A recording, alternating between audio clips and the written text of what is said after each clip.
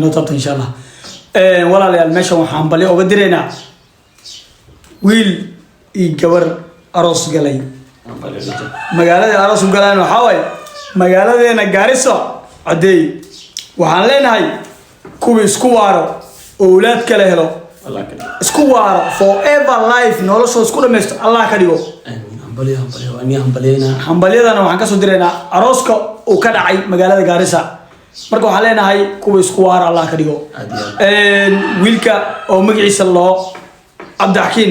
gabadha la dhaah Kowsar waxa leenahay hambalyo libax dhale marka waxaan daarayna STD jitay